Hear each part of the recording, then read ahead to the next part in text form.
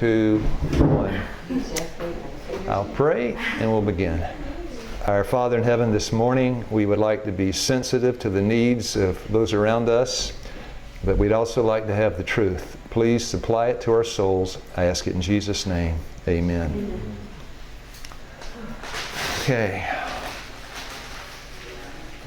Now, who would like to read this dictionary definition of this expression, political correctness? Political correctness, a term used to describe language, practices, policies, or measures that are intended to avoid offense or disadvantage members of a particular group of society. A politically correct individual will not offend political sensibilities as in matters of sex or race. And here's the problem. The Bible is not politically, is it? It's not. It's not politically correct. Now those devices are off, right? All those devices are, it's not correct. Genesis 2:24, a man shall leave his mother, cleave unto his wife, and what? Yeah, that is not politically correct, is it? Who'd like to read political correctness today? Yeah. This is the problem. When a man marries a man, he does not find peace in that relationship. Is that okay to say that? Because it's not there. It's politically correct, true? Yes. But finish the sentence. I don't know how to finish it. If you don't use the Bible, which is not politically correct, in the areas where it's not correct, then you turn it into white bread, took out the fiber, and you've got nothing left. That's the problem. It's confusing. It's confusing. Yeah. And this husband and wife's class would be an offense to most of America because we're not politically correct. I want to be this morning, don't you? So our class this morning, it's not the end of the world. That's an expression. It's not the end of the world. What's that mean? You ever heard that? Mm-hmm. What's it mean? Come on, what's it mean? It's not the end of the world. It's not the end of the world. Could be worse. Okay, could be. It's not the end of the world. Now, back to where we stopped yesterday, and then in the context of husbands and wives. Matthew 18, verse 3. Unless you become as little children, you're not going to see the kingdom of God. Little children are not politically correct, are they? They're not. Now, verse 4, Matthew 18, verse 4, whosoever shall humble himself as a child.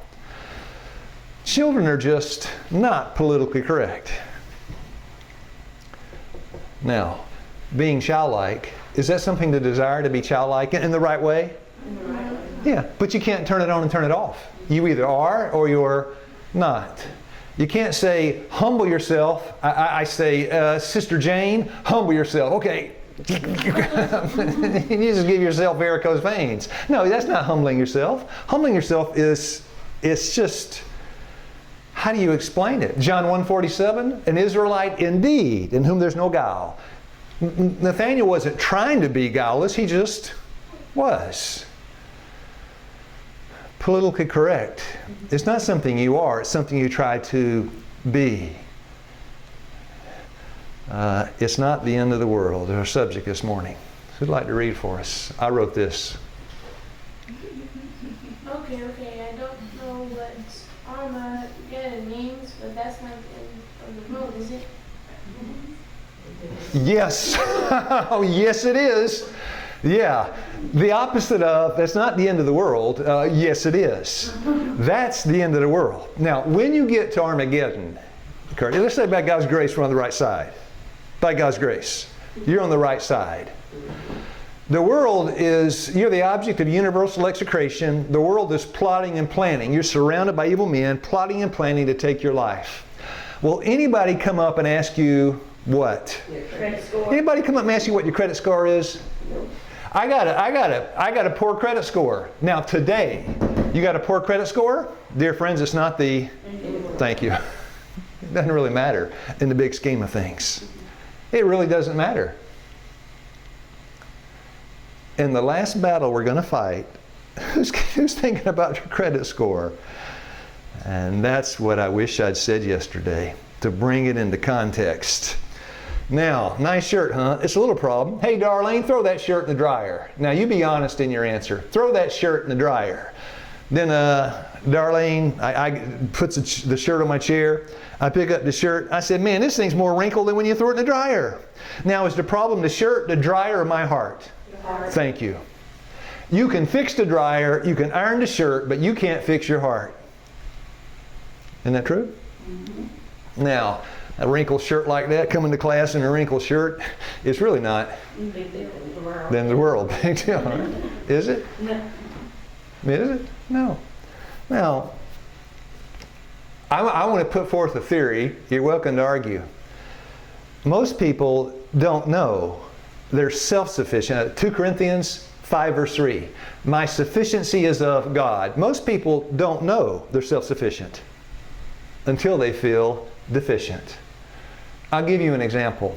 You know what that, everybody knows what that is. You're at Butler Creek. What is that thing? No, what kind of blender? Yeah.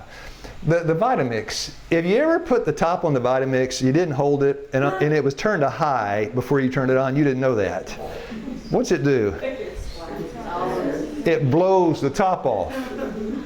Yeah, it blows the top off. That happened to me.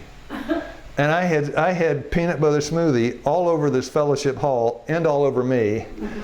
And I thought, I am not much of a cook. I felt what? Deficient. And when I felt deficient, I felt my insufficiency. You can be self-sufficient, but in marriage, boom, there it is. Yeah, you find out in marriage. And that's our subject this morning. Now, who is that? Don't read. Who's the man? Now, Barbara knows Richard Nixon. The young ones probably don't know who that is. If you don't know who Richard Nixon is, it's not what? Big deal. No big deal, right? Because some don't know. It's no big deal. You don't know what Watergate was? It's not the... Now, Matthew 23, verse 24. Ye blind guides, you strain at a gnat, pause, spell gnat.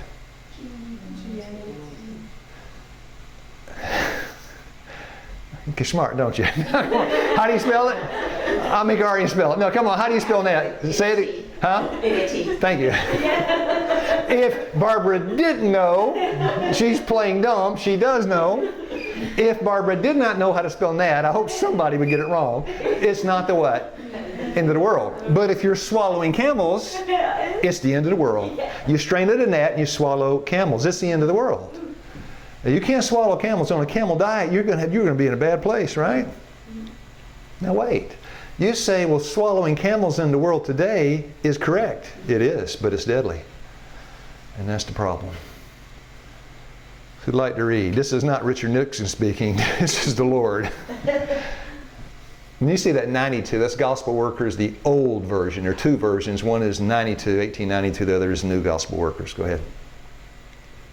By obtaining a most thorough education in all the Minutia. Now what is that? What does minutia mean?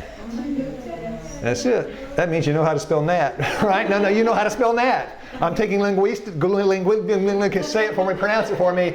Thank you. You know how to spell gnat, and you can pronounce linguistics. True? Go ahead, I'm sorry. And leaving vital principles out of the question, you become dry and formal workers. There it is. Now, formal workers. You know how to spell gnat, but you eat camels 3 times a day. There's what I was looking for yesterday. Yeah. Now, John 4, verse 9. This is the woman at the well speaking. And the Jews have no dealings with the Samaritans. Of course, Jesus is A and I am A, you know. That's the context. John 4, 9. The Jews have no dealings. Why? Because they're eating what for breakfast? Camels. And to be honest, finish the sentence.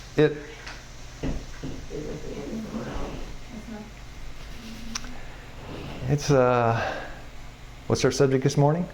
The title of the class? It's not the end of the world. It's not the end of the world. No big deal. Yeah, it's not the end of the world.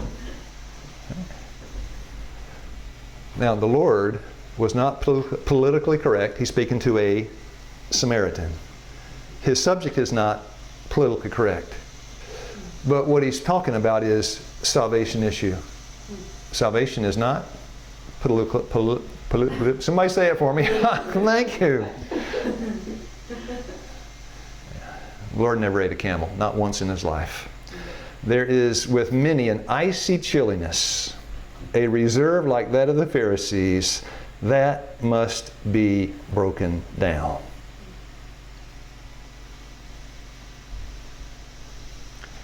Now, our subject this morning, of course, is marriage. How do you break icy formalism down in the husband-wife relationship?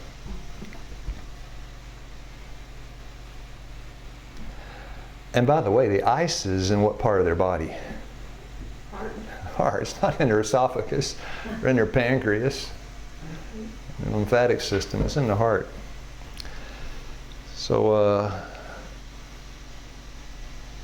I bet you I can name 100 people right off the top of my head that had icy hearts in the Bible. Name one. Now let me define icy heart. You're not converted.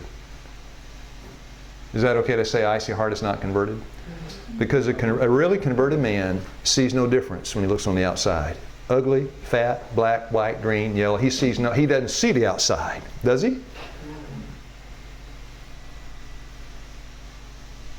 Is that okay to define conversion that way? 1 Samuel 16:7 does.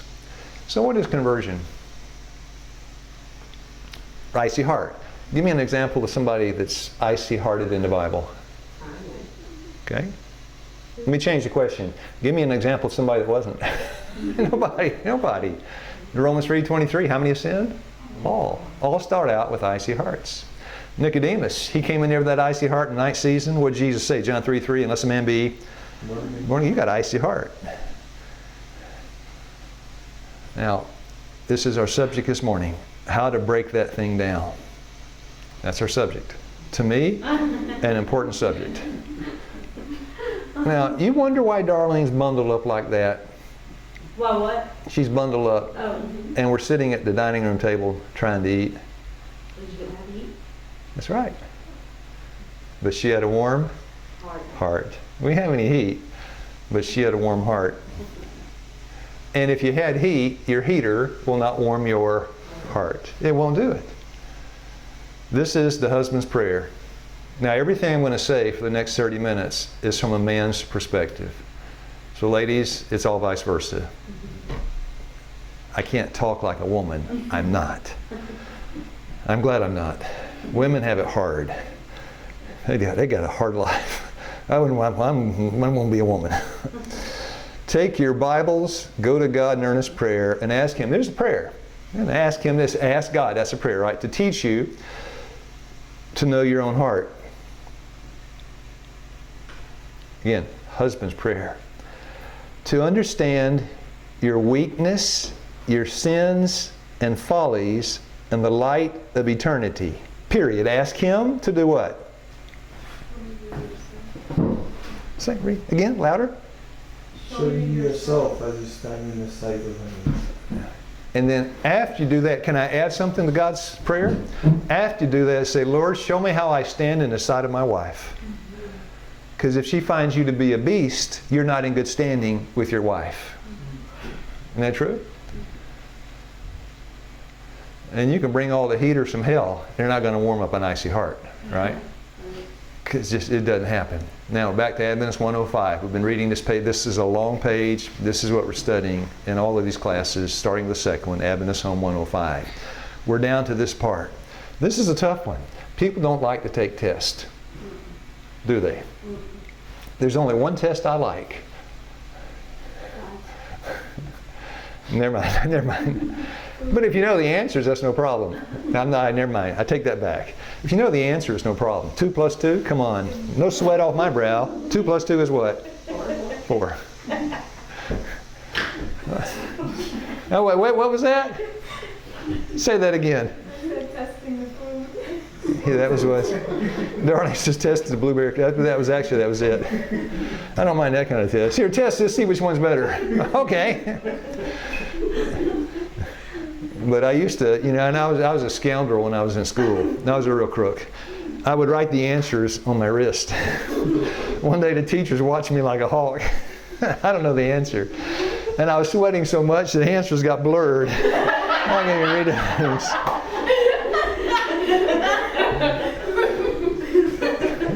Oh, you've had the same experience, haven't you? Yeah, some of you, you did the same thing. Yeah, nobody knows your past, right? You ain't telling anybody.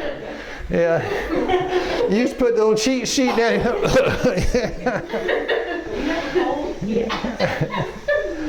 Yeah, I tell you. What time is it? Oh.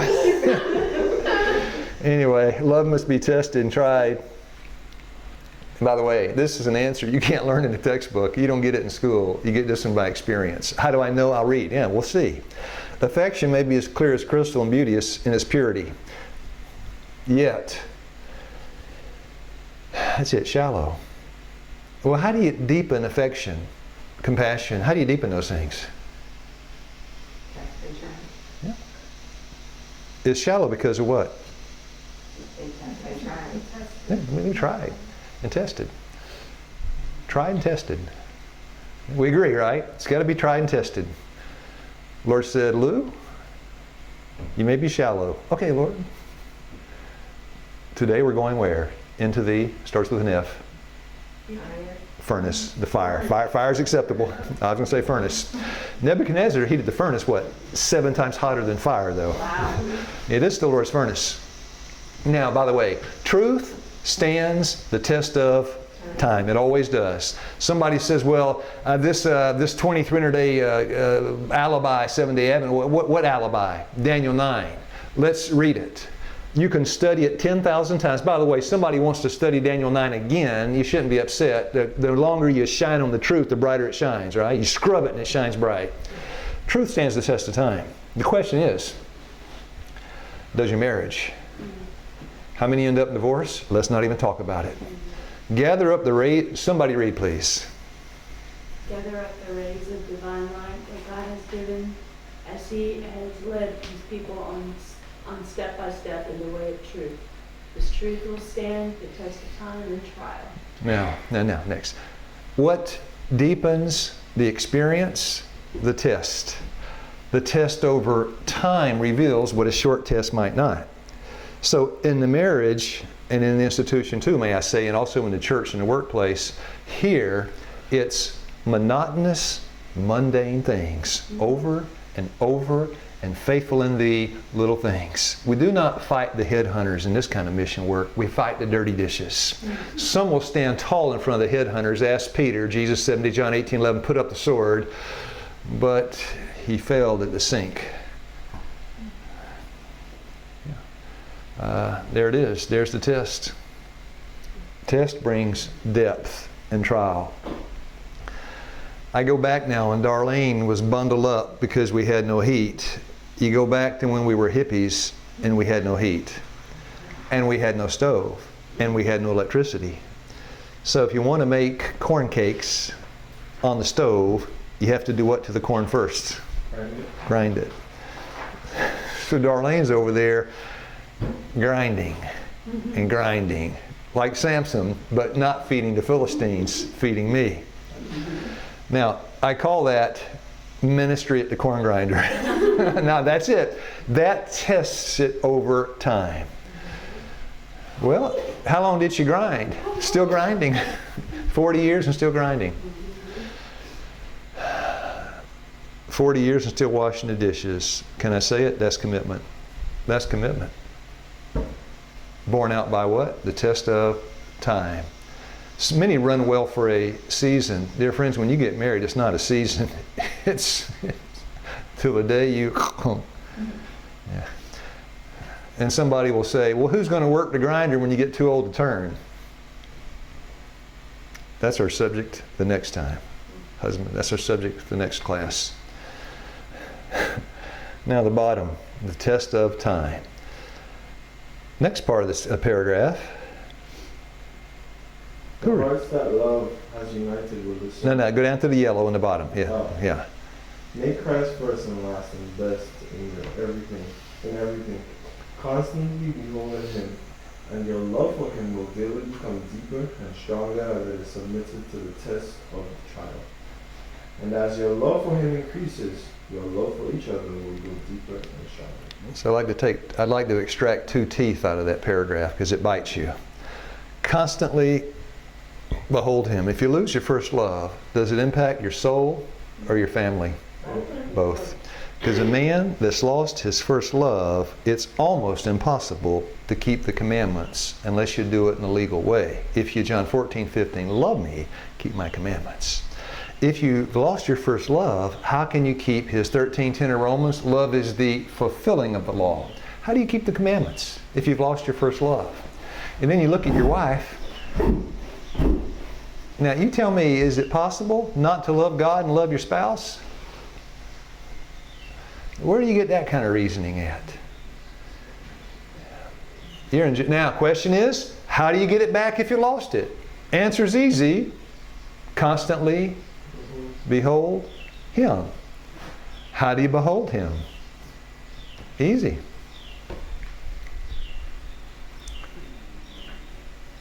Okay. God has always treated His people in the furnace of affliction.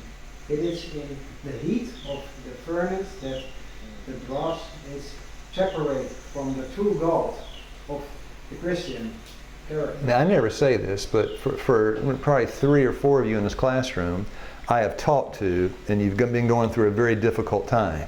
I'm thinking in my mind, you're in the fire. This is the best. You can't say that to somebody. It sounds insensitive. This is the best thing for you. You are being cooked like a goose. This is what you need. I can't say it because it sounds insensitive, but this is what's happening, right? And that smelter is half as hot as God's furnace. Now, keep going, Aryan. I'm sorry. Jesus watches the test.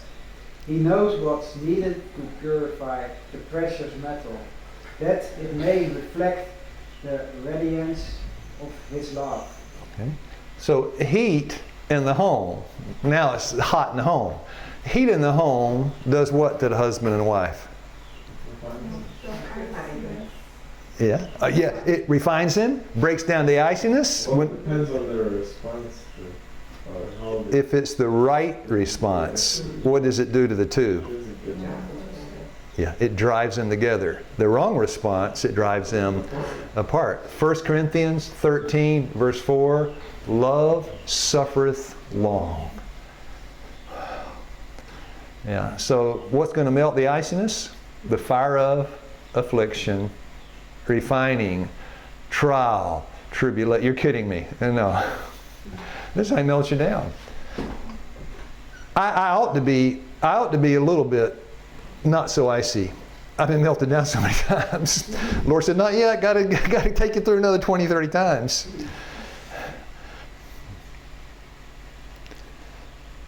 Now, take the first part and the second part, we add it to the third part. Put it with the second part. These little petty grievances, when the house is on fire, you and your wife aren't talking. Maybe she burnt your toast. You're not talking. Now the house is on fire. What happens? You start talking. Let's say I got a problem with Ryan. Let's say I got a problem. And we're putting on the roof. And we did put the roof on this one. This is in my days, I still got up on roofs. And Ryan's helping me. And he slips and starts falling and sliding down the roof. Help me! What am I going to do? Of course, these little petty grievances. Yeah. No, I'm going to let you die. You didn't say thank you this morning when I passed you the oat crisp. You deserve it. Yeah, the icy reserve of self-love. Would you call it? Yeah, self-love. That's what icy reserve is. Give me a statement that says it. There it is. Who'll read? Blinded by self-love, many lose sight of the claims of others and also of the glory of God. Okay, all right. And of course I put the top, there he is, right, Emmanuel. The answer, God with us, Emmanuel. Now, the cure for self-love. Here it is. Here it is. Luke Keith's cure for self-love. Behold him now. Hebrews 12:2. Looking unto, this is going to come back in 10 minutes. Looking unto who? Jesus. Yeah, him. Behold him. Looking unto Jesus. Matthew 17, verse 8. And they saw no man save Jesus. John 1:29. Behold who? Lamb of Christ, right? Jesus. So, what's next? Easy. Behold your wife.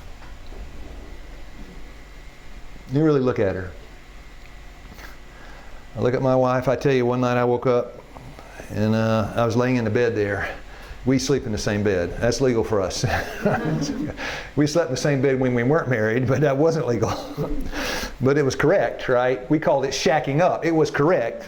It was politically correct, but not biblically correct. I had no peace, right? I say these things from experience. So I look at Darlene. It's 2 in the morning. She says, yeah, beer. She's breathing. I hear.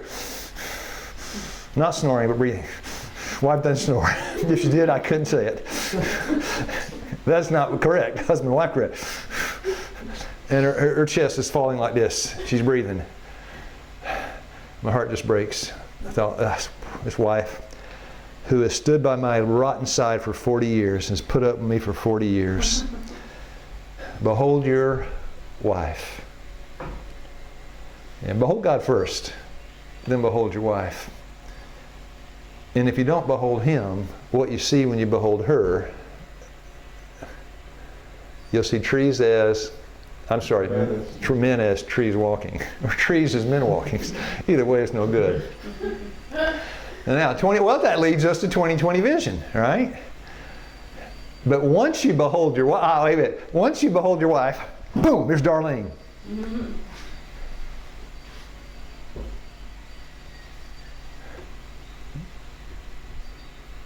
Now you're ready to be a husband.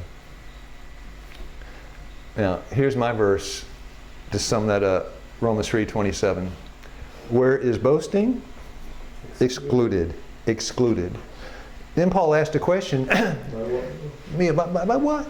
By works? Nay, I have worked my finger to the bone. 10,000 Bible studies, baptized 10,000 people, got master of MD, I can't say it, but I've got it. The minutia, G-N-A-T spells gnat. That's not the question. No, not by works. And then Paul says it. No, it's by faith that boasting is excluded. Next question. Can you be faithful at the sink if you have no faith? Faithfulness is a result of having faith, isn't it? Keep that in mind. Now the yellow part. Constantly behold him. Now the bottom. As your love for him increases. Now, behold your wife. Because when you turn to God, you can't see him. 2 Corinthians 4:6. God who commanded light shine dark shine in hearts, give live knowledge of the glory of God in the face of Jesus. You can't see his face. Never saw it, never will. Until face to face. 1 Corinthians 13:12. But today I don't see him. Look at your wife. Boom. Okay. And as your love for him increases, there it is. Case closed. Now flip it. Somebody flip it and read it backwards. As your love for him decreases, so your love for each other grow shallow. No good. And so I lost my first love, but I still love my wife. You think you do. But furnace and trial will reveal the lack. Why not just take it by faith? Okay. Now, behold your wife. You want to see a picture of it? There it is. Yeah. Now we add it all up. The first part, the second part, the third part, we go to the fourth part. Love can't discriminate. You can't turn it on and off, can you? I love you, I hate you. I despise you, I'll do something. Can you discriminate? Does love discriminate? Never has. Paul, Acts 28, verse 30. He set up his own hired house and invited who to come in? Remember that? It's 28:30. You got it? Somebody got a book of Acts? You got a Bible? Don't break down yet. If you want to read it, why don't you read that real quick? It's good. It's Paul. This Acts, book of Acts closing up. 28 verse 20. 28 verse, closing at 30. 28:30. It's the book of Acts closing. This is the message. It's a husband and wife picture. Of course, Paul wasn't married. And Paul dwelt 2 whole years in his own Hired house. Now, he's a prisoner. He's a prisoner. Go ahead. and received all that came in unto him. Yeah. Love doesn't pick and choose. Now, here's the problem. In the marriage, it's all or nothing. Why do I say that? Because on your plate, you only got one thing. That's your wife. If you don't have her, you've got what? Nothing. No, really. No, think. On the plate called a home, you only got one, and that's your wife. And you got a choice. You're going to love her. What else is on your plate? Nothing. Now, take your pick. Well, there's nothing else there except Darlene. My plate's got one woman on it. What's her name? Darlene. Take your pick. Well, I don't have a choice. No, you gave up your choice when you said I do. Now you don't have a choice. Take your pick. Love can't discriminate and it can't say no. Can it? You come to Christ, He can't turn you away. Why? Maybe you don't believe this. I mean, why can't He turn you away? He's love. 1 John 8, 1 John 4, 6. He can't turn you away. Now, the Lord can do something, and a man can do something. And nobody else can do it except the husband and the Lord. And I will tell you why. If you've ever had anybody you hated, and if you hate somebody now, you ought to check your Christianity index, right? Right? You ought to. Now, if you can't pray with your mom, you ought to be praying for your mom. Now, you hate your mother, then you got a problem. You broke the 4th commandment, the 5th commandment, you broke them all. 10:12, James 2, 10:12. Now, so think of somebody you used to hate. A long time ago. I used to hate them. When you look at the person you hate, why do you hate them? Give me an example or two. Hypothetical. I know this really didn't happen to you. Why do you hate somebody? Most people forget. They could have did something mean to Dislike him. them. Did something mean to you. Okay. All right. Basically, I mean, that's when You hate somebody because they did you wrong. Did something mean to you. Beat you up, whatever they did, right? They molested you, they cursed you, they gossiped. They did something wrong. And then when you look at the person that you hate, you see what they did wrong. But what do you not see? What you're doing. Are you not seeing anything you're doing? And that too. Yeah, that too. I was going to say something different, but certainly that too. But look at, this is the same thing. I take somebody like Celine, because I see her less than I see others. It's okay, it's a fact. When I look at Celine, what do I see? All I see is that. Now, as far as I can tell, she's Sister Sunshine. She really is. Just a perfect woman, right? But let's say she was mean, just as sour as can be, hateful. All I see is what I see. But when God looks at her, what does He see? Everything. Yeah, He sees every circumstance, every event, everything that made her what she is. Yeah. He sees her now, and He sees her in the past, and then what? What she can be. You can't do that. You can't see that. I can't either. Except when it comes to my wife. 40 years, I can tell you what Darlene was 40 years ago, and I can tell you what she is today. I've been a daily witness to what God is doing in my life. I'm sorry, in my wife. And in my life. I can do that as look at my wife. You can't. You see Darlene now, and you say, well, she's got some problems. She chased me with a frying pan to try to beat me on the head with it. You know, she would not, don't tell her I said that, she would not do that today. Are you sure?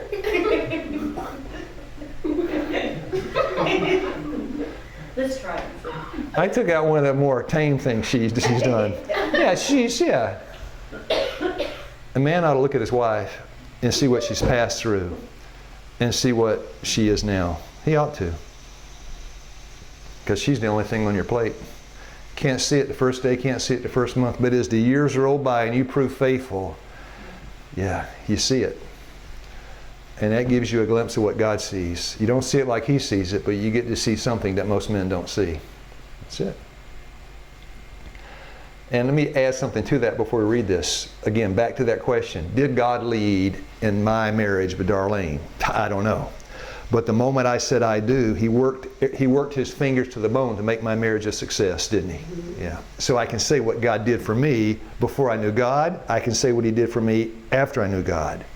It gives you something to say about your wife. Now, who'll read the yellow? Though difficulties, perplexities, and discouragements may arise, let neither husband nor wife harbor the thought that their union is a mistake or a disappointment. When I married my wife, was it a mistake and a disappointment? I thought so. Never, ever, ever once think that. You agree? Because 23:7 of Proverbs, as a man thinketh in his heart, so he is. You begin to think this marriage is a failure, and after a time it becomes a what? We call that a self-fulfilling prophecy. This marriage is a success, and it's going to be made one by God. Now, I'll read this one if you don't mind. Her marriage was most lifestyle diseases can be prevented. All divorces can be prevented. Her marriage was a deception of the devil. Now, is prevention better than cure? Let's take common cold. How do you prevent a common cold? Give me just one thing you can do. Vitamin C. Huh? Vitamin C.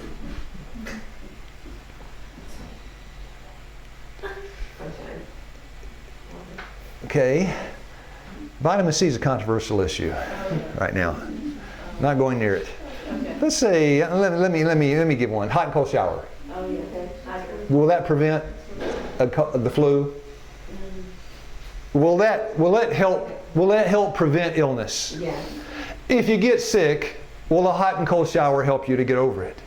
Yeah, the prevention and the cure are the same. What you were saying, sunshine, exercise, it helps prevent, but you want to cure, it's the same thing. Prevention and cure are the same thing. Prevention is better than cure and divorce. What's the prevention? Same as the cure. They're the same. Aren't they? Her marriage was a deception of the devil. Yet now she should make the best of it. That's what she should have done to start with. She didn't. Now she should do it. The prevention and the cure is the same thing. How do you make the best of a bad thing? Come on.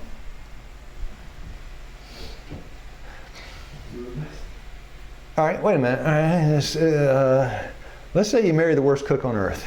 You say this thing was a mistake. You are tired of going to the table and eating burnt rice 3 meals a day for a year. You can't take any more. Make the best of it. Or what do you do? Huh? Make the rice yourself. Yeah, learn how to cook. Well, honey, I think that, I've been a lousy husband. I think I need to help you in the kitchen. That's one way. Number two, you can at least admire the place. It's a nice bowl. It's a nice bowl. You can always find something to be positive about. That's a patience class. Or make something else. Yeah. Let me give you a hint. Happy marriage, never complain about the food.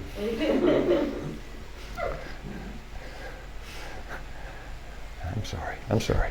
It's just a little thing. I don't have anything to complain about. Darlene's the best cook on earth.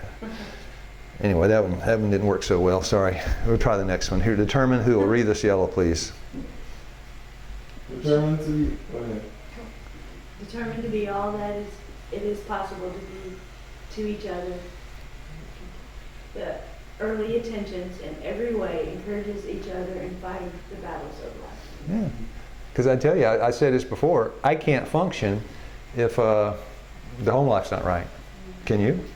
House burns down, that's okay. Wife's not in the house, I'm okay. Right?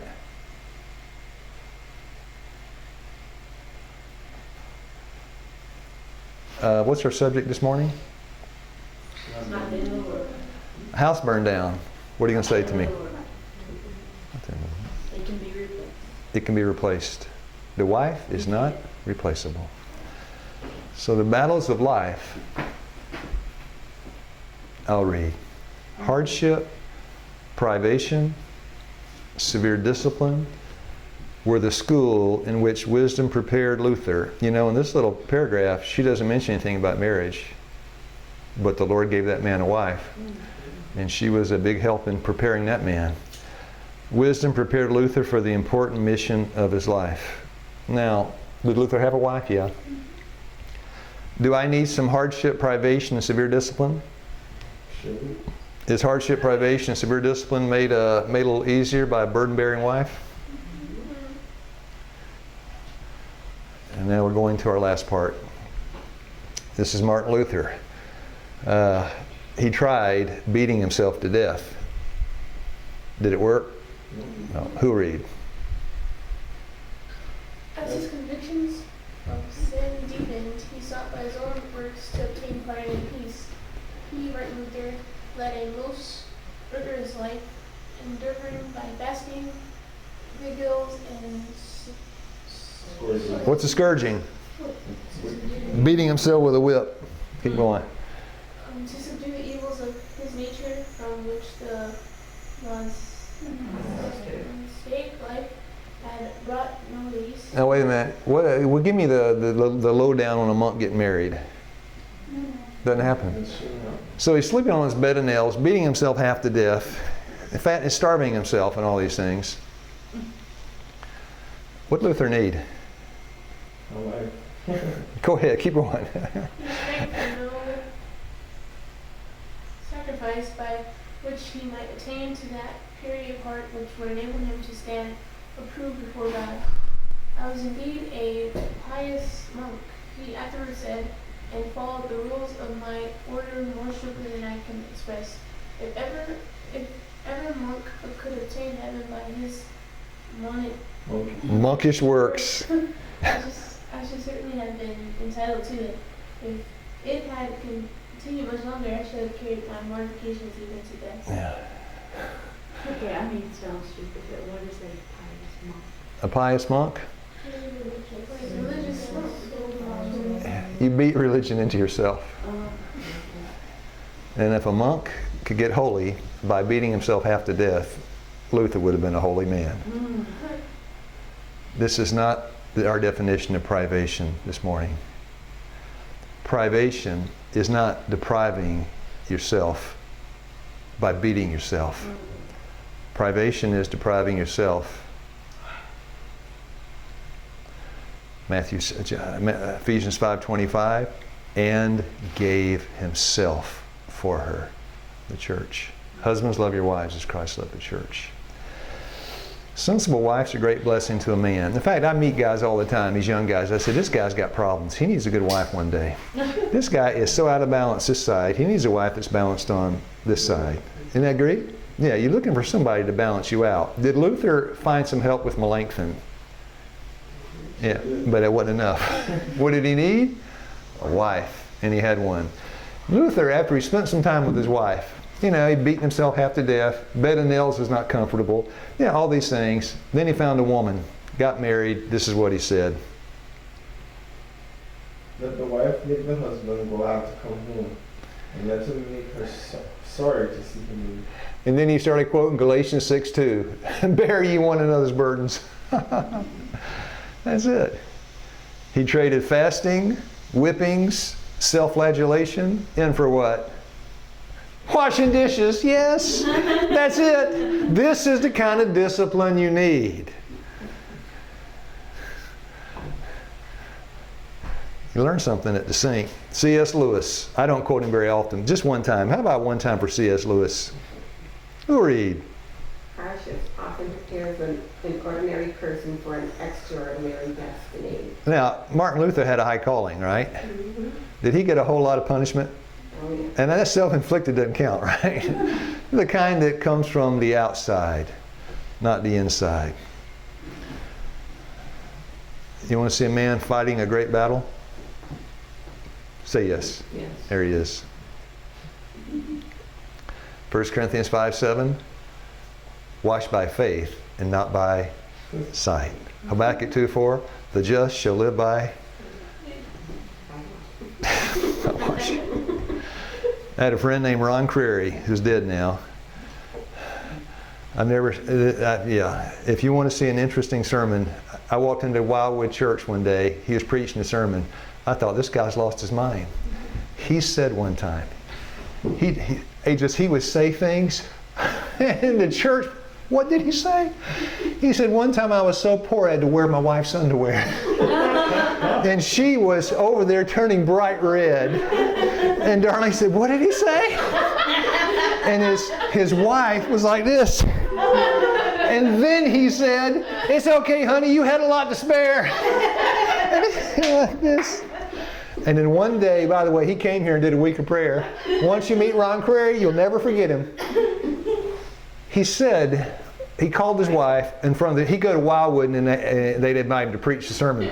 Nobody ever wanted to miss Ron. And then Ron said one time, he started Country Life Restaurant. You ever heard of it? He started the first one in Michigan, Grand Rapids, first one. Had an academy in Wisconsin. Real nice man. He looked he was doing a sermon in the church. I mean, yeah, the things he was saying, not politically correct. He looked at his wife, and I didn't understand it. When he said it, I didn't understand. I said, "What's the guy talking about?" It was an unfathomable mystery to me when he said it. He said, "There she is," and he said, gave her a name, Faithful at the Sink. I thought, what kind of name is that? My dear friends, my wife's faithful at the sink. And if you're not faithful at the sink, dear friends, you got no faith. Because faithfulness is produced by faith, washed by faith. Just shall live by his washing, right? Come on, that's true. I mean, I thought this guy, I loved old Ron. He was one of a kind, just like you. Now, who read the yellow? Come on. To advance the happiness of each other, let there be mutual love, mutual forbearance. Then marriage, instead of being the end of love, will be, as it were, the very beginning of love. The warmth of true friendship, the love that binds heart to heart, is a foretaste of the joys of heaven. Can you love your wife if she hates you? Uh-huh. Yeah, but your marriage is not going to be bed of roses. If you want a bed of roses, it's got to be the M word, mutual. That's it. I mean, if Darlene hated me, I could still love her. But it's sure sweet when she loves me back, isn't it? Can God love you if you hate him? Oh, yes. He did. No, he did. But it's sweeter for him, isn't it? We love him back, right? Come on, isn't it? Yeah. This is a hard school, right? This is a hard school. Next question. Sometimes you go to school, 4 years undergraduate school. You take your master's degree after a year and a half, 2 years, accelerated track. Then you get your PhD in paleontology. Now you're on the tenure track to teach at Emory. And then you say, is it worth it?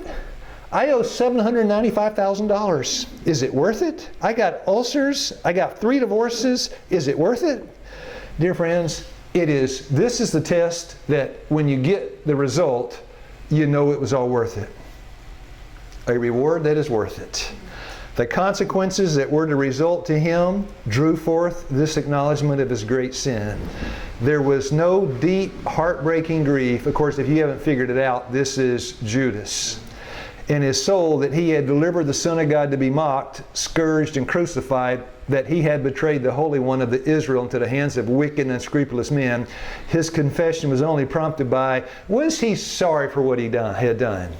Yeah. Consequences. Say it louder, Ryan. The consequences. Yeah, he was sorry for the consequences, but not the sin. Okay? Now, consequences. Who read? She talks about Balak, she talks about Judas, she gives a list, and then she sums it up. These all lamented the results of sin, but do not sorrow for the sin itself. Yeah. So I'd like to, the 3 things, before I read this. There is a suffering that you cause to others, right? And think about, don't say it, but if you rob the bank, you cause people to suffer.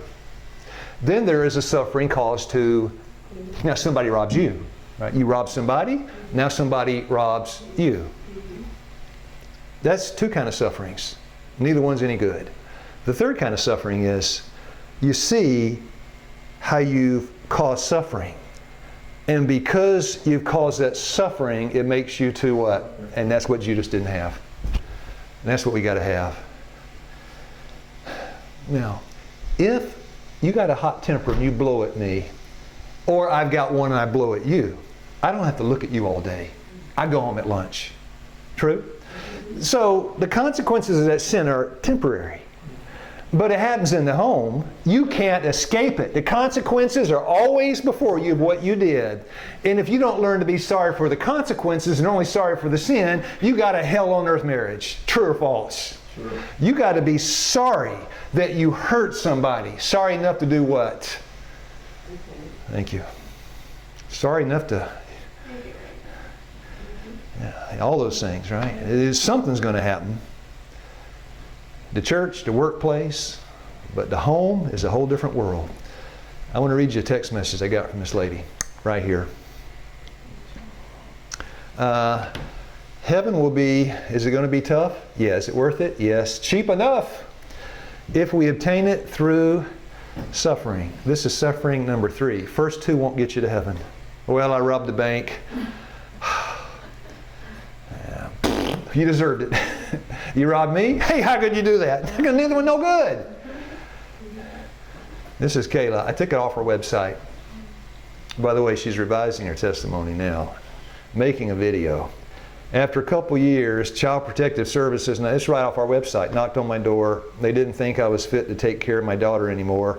What's wrong with them? That was what I was thinking. How could they take my child? She's well taken care of. That was my mentality. They took care of. That's what I would say. In reality, I abandoned her. Fast forward to a year later, I was still in the same, this is her writing, still in the same boat.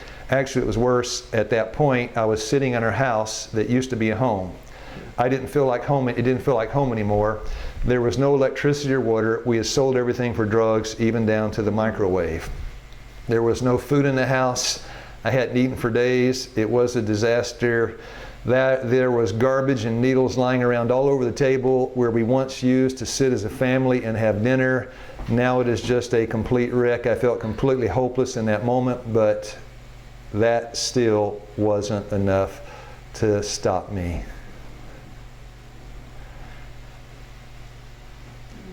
Yeah. We're not talking about the suffering a man gets from being drunk and he has a hangover. That's not what we're talking about.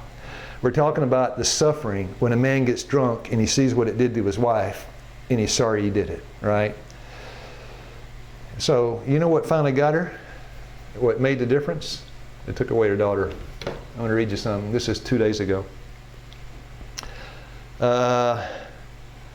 Hope all is well. Just got custody of my daughter back after fighting for 3 years. Life is once again whole, and it could not be better. Yeah. That is the kind of suffering that makes a change. So let's say I hurt Barbara. Yeah, I hurt Barbara. Should I suffer for what I did? Isn't that true?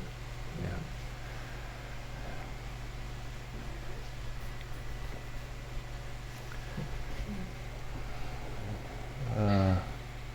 Let me sum it up in a different way. If you suffer to save a friend, that's one thing.